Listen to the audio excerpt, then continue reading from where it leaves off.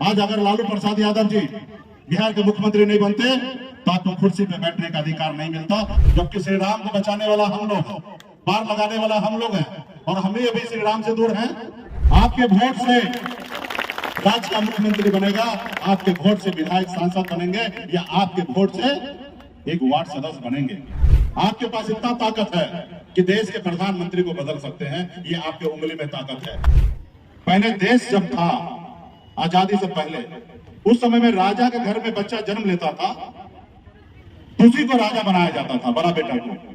लेकिन बाबा साहब ने संविधान बनाया, एक दलित का बेटा, एक राम का बेटा, ये देश का संविधान बनाया। और वो संविधान बनाया, उसके हाथ से लोग छुआ हुआ पानी नहीं पीता था, उनको किसी के घर में ठहरने नहीं देता था। पहले ऐसा होता था, अभी ऐसा नहीं हो रहा है, लेकिन पहले ऐसा होता था। आजादी से पहले वो अपनी जिंदगी में हर तरह की समस्या का सामना किया। जब वो जन्म लिया तो उनके 5 साल में उनकी माता का देहांत हो गया। फिर उन्होंने पढ़ाई किया, लिखाई किया, विदेश तक पढ़ाई किया, और फिर देश के लिए संविधान लिखा। और संविधान लिखते समय हजारों समस्या का सामना किया। उसके बावजूद भी वो खास करके दलित भाई, पिछड़ा भाई, अनुसूचित समाज के लोग, इन लोगों के लिए बहुत कुछ किया।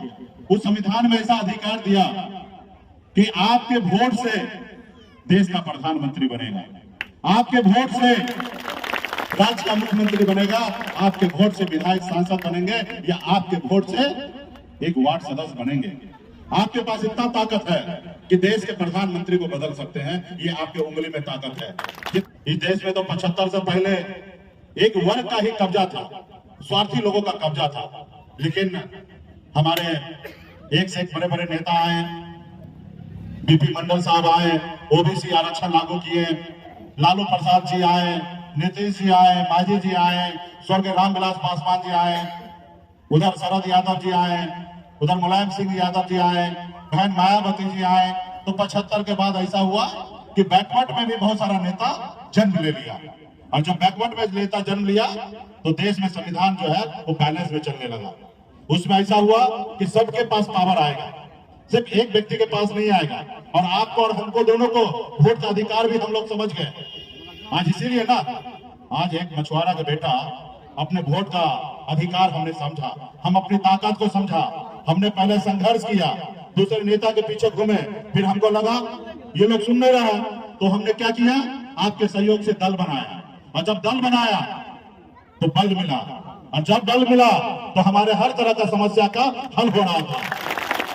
आज 2020 का जब चुनाव हुआ था, उस समय बिहार का मुख्यमंत्री हमने बनाया। एक निषाद मल्ला का बेटा और एक मुसहर का बेटा अगर समर्थन नहीं देते तो बिहार का मुख्यमंत्री नहीं बनता। वो ताकत हमारे पास आया। भले 4 ही विधायक था, लेकिन 74 विधायक से कम नहीं था। हम अगर सपोर्ट में थे तो सरकार चलता, अगर समर्थन में नहीं रहते तो सरकार नहीं चलता। ये हमारे पास ताकत आया। आप दुश्मन से उम्मीद नहीं कर सकते हैं कि एक गरीब मछुआरा का बेटा को मालिक बनाएगा। आप हमने पहले भी हमने संघर्ष किया है। आज 42 साल की उम्र हो गया।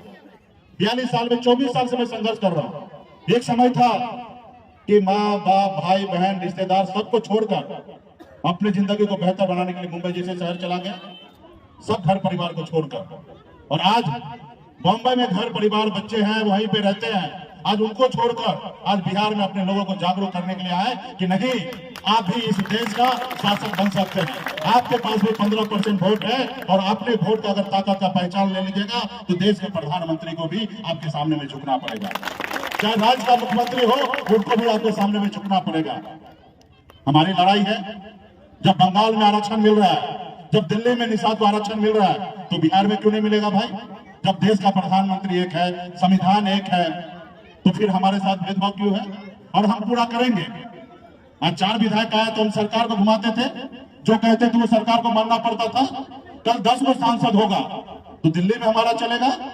आप लोगों ने देखा होगा कि अटल बिहारी वाजपेयी जी का स्वर्गीय रामविलास पासवान जी एक ही लोकसभा सीट को लेके उनकी सरकार को गिरा दिया था।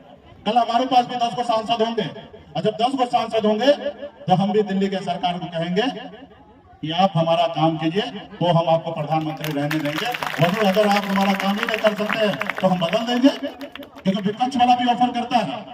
जैसे हम बिहार में मंत्री बने तो लालू जी का तरफ से ऑफर आता था कि आप डिप्टी सीएम बन जाइए, चारों विधायक को मंत्री बना लीजिए, आप हमारे साथ आ जाइए, हमारे साथ सरकार बनाइए। लेकिन हम लोग ईमानदार हैं, एक लव के वंशज है, अमर शाही चंपा के वंशज है, वीरांगना फूलन देवी के वंशज है। हम कभी किसी के साथ गद्दारी नहीं करते हैं, हम कभी किसी के पीठ में खंजर नहीं भोंकने का काम करते हैं, और हम लड़ते हैं तो सामने से लड़ते हैं, चाहे दुनिया का कोई भी ताकत क्यों ना हो। हम ईमानदारी के रास्ते पे चल रहे हैं। अरे कल हम जीरो थे, जीरो से हीरो बने ना, 4 विधायक बना हमको, सरकार हमारे मुट्ठी में था, फिर 40 बना लेंगे। हम संघर्ष करने से हम लोग पीछे हटते हैं। हम वो समाज चाहते हैं कि भगवान राम को भी उस पार जाना होता था तो हमसे मदद लिए थे कि केवट महाराज जी हमको उस पार उतार दीजिए, तो हम उसका वंशज हैं। तो हमें दूसरे को नाव चलाने के लिए क्या देना है, या दूसरे पे क्या भरोसा करना है? हम खुद नाव चलाने वाले हैं। जब भगवान को पार लगा सकते हैं तो हम क्यों नहीं अपना आप को पार लगा लेंगे? सिर्फ जरूरी है सिर्फ संघर्ष करना, सिर्फ जरूरी है अपने वोट बैंक को समझना, सिर्फ जरूरी है आपस में भाईचारा बना के रखना। आज देश में धर्म की राजनीति होने लगा। जिसको स्कूल बनाना है, जिनको अस्पताल बनाना है, वो छोड़ के मंदिर बना रहा है। मंदिर बनाने के लिए आप लोग हैं ना, आज यज्ञ कर रहे हैं। महाराज जी यहाँ पे है, हम लोग सभी देवी देवता को मानते हैं। हम लोगों का काम है, सरकार का काम है भाई स्कूल बनाना, हॉस्पिटल बनाना। आज गरीब समाज, पिछड़ा समाज का बच्चा पैसे के अभाव में दम तोड़ देता है। ये सरकार को सोचने का काम है, लेकिन सरकार नहीं, धर्म में हमको बांट रहे हैं। 5 किलो चावल दे रहे हैं और हमारे बच्चों को कह रहे हैं कि यही विकास है। क्या हम गुलाम हैं, भिखारी हैं? हमें नौकरी चाहिए, हमें रोजगार चाहिए, हमें बैंक से लोन चाहिए, हमें पढ़ाई चाहिए, हमें इलाज कराना है, ना है कि हमें भीख मांगना है। ऊपर वाला भगवान ने हमें 2 पैर दिया, 2 हाथ दिया। हम खेत में मजदूरी करेंगे, हम मछली मारेंगे, अपने घर परिवार को चलाएंगे। हाँ, पढ़ाने लिखाने के लिए कमजोर है तो सरकार का काम है कराना, लेकिन सरकार आज दूसरे तरीके से चल रहा है। जिसका जो अधिकार है वो उसको नहीं दे रहा है। तो आप अधिकार कौन देगा? जब आपके विचार का सरकार होगा। आज मान लीजिए अगर कर्पूरी ठाकुर जी, एक नाई का बेटा, बिहार का मुख्यमंत्री नहीं बनते तो क्या अति पिछड़ा आरक्षण आपको मिल जाता? नहीं मिलता। आज अगर लालू प्रसाद यादव जी बिहार के मुख्यमंत्री नहीं बनते तो आपको कुर्सी पे बैठने का अधिकार नहीं मिलता। यह है सामाजिक न्याय, और हम लोग सामाजिक न्याय के साथ रहना चाहते हैं। हम लोग हर धर्म के लोगों को मानना चाहते हैं, हर किसी को गले लगाना चाहते हैं, चाहे ऊंची जाति के हो या दलित का बेटा हो, हर किसी को गले लगाना चाहते हैं। वहां पे कोई भेदभाव नहीं करना चाहते हैं। पूरे बिहार ही नहीं, उत्तर प्रदेश, झारखंड, 3 राज्य में आज वीआईपी पार्टी के अपना पहचान बन चुका है। देश के बड़े से बड़े नेता को, चाहे योगी जी हो या मोदी जी हो या नीतीश जी हो या तेजस्वी प्रसाद यादव जी हो या लालू प्रसाद यादव जी हो, हर किसी को जगह पे ही हम टक्कर देते हैं। आपने देखा होगा 2020 में तेजस्वी थोड़ा हिरिंग मिरिंग किया तो हम क्या किए?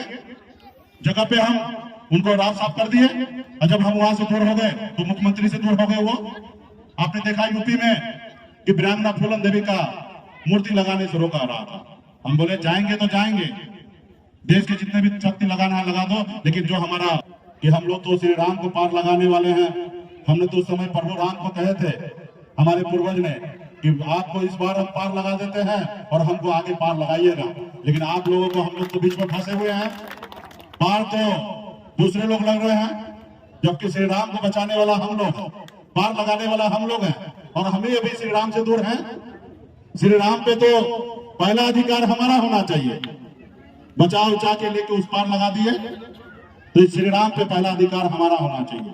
तो लेकिन आज हम लोगों को दूर कर दिया गया। अभी राम मंदिर बन रहा है, उसमें एक को निषाद का बेटा नहीं है। भाई श्री राम पे अधिकार हमारा होना चाहिए। 11 आदमी का कमेटी बना, एक को मला नहीं है। तो यही है, आप काम कीजिए और उसका फल आपको नहीं मिलेगा, लेकिन कर्म भी कीजिए, कर्तव्य भी कीजिए। इसमें घर में जाके सो जाइएगा तो नहीं होगा। आज मैं बॉम्बे में रहता, बिहार में आकर अपने समाज के लिए काम नहीं करता तो क्या मैं बिहार का नेता बनता, लीडर बनता? आज देश के बड़े बड़े नेता झुकते हैं, डरते हैं। आज कुछ भी नहीं है तो 1 दर्जन सुरक्षा कर्मी मेरे आगे पीछे घूमते हैं। क्यों घूमते हैं? क्योंकि मेरे साथ आप लोग हैं। उनको पता है कि मुकेश सहनी जी बिगड़ गए 24 में, तो यूपी, बिहार, झारखंड में 50 को सीट का खेला खराब करेंगे। अब 50 को सीट का खेला खराब हो गया तो वो दिल्ली का कुर्सी उनको छोड़ना पड़ेगा। तो देश में माहौल बदल रहा है, तो इस बार हम लोगों को बहुत फायदा उठा लेना है। भाई हम वोट दे रहे तो हमको भी कुछ मिलना चाहिए, या कह दीजिए कि हम आरक्षण मांग रहे हैं वो हम नाजायज मांग रहे हैं, तो हम कल से मांगना बंद